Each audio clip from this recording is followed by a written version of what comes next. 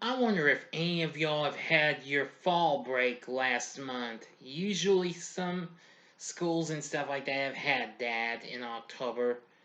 I don't seem to recall having one in my own life. But anyway, let's talk about the film that was actually originally known as that title, Fall Break. But we know it best as The Mutilator.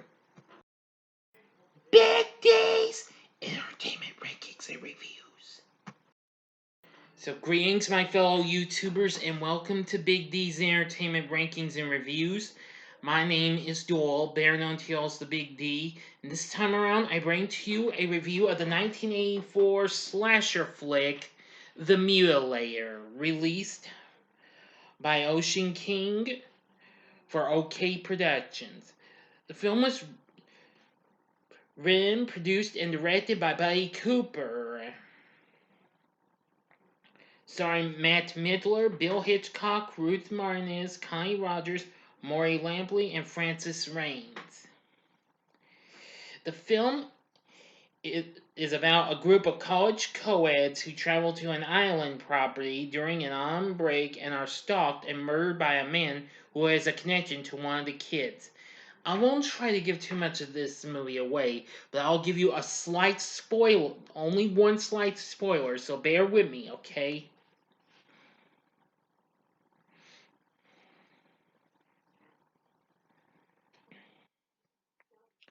Now, apparently,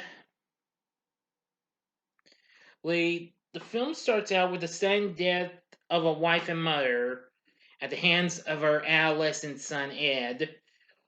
When the hunting rifle he's cleaned for his father, Big Ed, discharges, the bullet hitting his mother in the chest.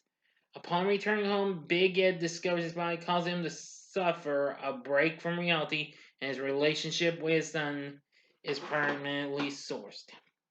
Years later, Ed is now in college and is asked by his father to close up the family's beachfront condo in Atlantic Beach, North Carolina, primarily used by the latter as something of a clubhouse for he and his hunting partners. So apparently, let's see. Now Ed goes along with his girlfriend Pam, plus friends Linda, Mike, let's see, Ralph and Sue, for a little bit of a fall break. And that's when we come into the original title of this. Also, with one of the cheesiest songs you ever can imagine hearing in a horror movie. This sounds like something you would hear on a sitcom at the time or something like that. But hey, that's from my point of view. But anyway, now soon they start to enjoy themselves in a way, but apparently they are unaware that someone's out to get them. A killer who really gives it to him, and not in some good ways. Now, some of the kills in this movie are fairly good, but the way some actors did after their right once they got in there, their killings not very good actually. Now, Mike's death was good, but the way he acted once he got cut up and what have you, it wasn't true. Linda's death, that death is the worst. Get drowned in a slow motion. You hear the music slow down. It's annoying. I turned the volume down. I've watched this twice, but after seeing it twice, I'm never gonna watch this again. Not if somebody challenges me to it. But anyway, yeah, and after I revisited Derek's Horror Corners review of this, I agree with him that the characters are not really good. And well, the some of the deaths were actually pretty good and gory, but the problem was the pacing. It's too slow and what have you. Now, the ending to the movie is where it saves this from being 100% of a disaster. where our killer turns out to be, here's my only spoiler for this, it turns out to be Big Ed himself. But anyway, and his death at the end is an oh that's gotta hurt bit. But I won't tell you how that death goes. You're just gonna have to watch it if you got what it takes to watch this. Like I said, I'm really not gonna try to give the rest of this movie away, so I'm sure a lot of you may or may not have seen it. I can see some of my fellow horror fanatics have seen it. Anyway, let's see. Now, the film was actually produced in 1983, but didn't come out until 84.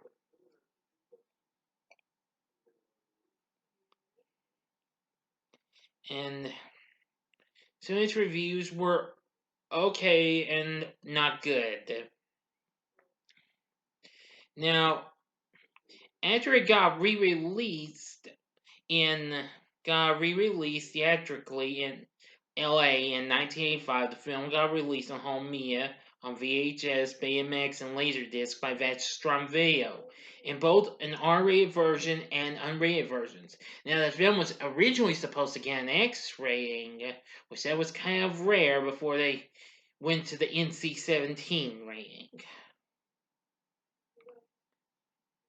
But the filmmakers rejected due to its association with pornography. Oh well. Let's see now. It has been released internationally, more recently from Arrow Video, which released it on Blu-ray in both the UK and the US 5 years ago. Yes. Apparently, a few months later, the following year, the company announced they had delayed the release of it after they found a fully uncut 35mm print of the film held at the U.S. Library of Congress and was actually released on the 16th. I misread. This Blu-ray was supposed to be released on the 15th, but it got changed and what have you. And then in February 2016 it came. So some of my fellow horror fanatics probably have this, so well now I like the way the beach house looked. It was kind of messy though, but I like the animal heads and what have you. That was good and what have you. The ending was good, but the cast was nope. Kills, well, a little bit good, but I think if you could have used a little more spin and polish and what have you, but I doubt they would have even done that.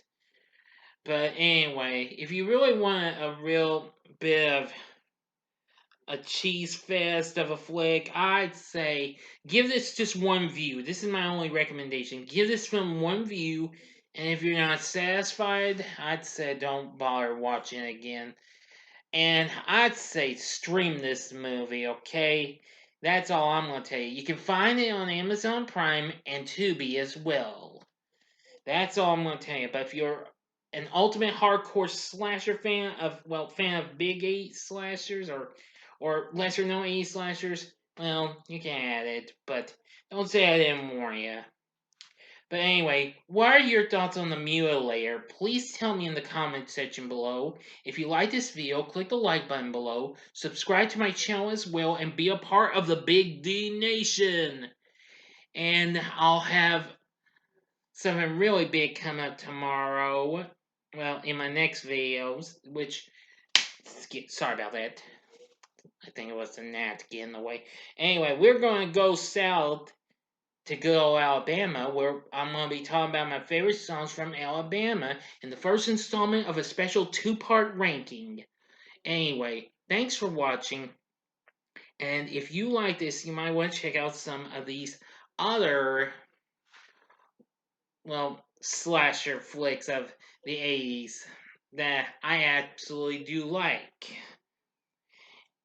Just for kicks. The upper left-hand corner is my review of Halloween 4, Return of Michael Myers, which is actually now my third favorite film in the franchise. The upper right-hand corner is my review of Friday the 13th, A New Beginning, aka Part 5. Well, actually, it's part of the Tommy Jarvis trilogy. Sorry about that. You can see the Tommy Jarvis trilogy review of Friday the 13th with the final chapter, New Beginning, and Jason Lives. My bad. And if for something, or for a real A slasher that kind of is on the race, see my review of Nightmare on Elm Street for the Dream Master in the bottom left hand corner. And if you want to get more, go to this button here in the bottom right hand corner, click and subscribe. If you like rankings and reviews on movies, TV, music, video games, etc., then I'm your guy. And I'm still one sub away from 250 subscribers. Please support my channel and help me make it. Until next time, I'm the Big D saying, see ya.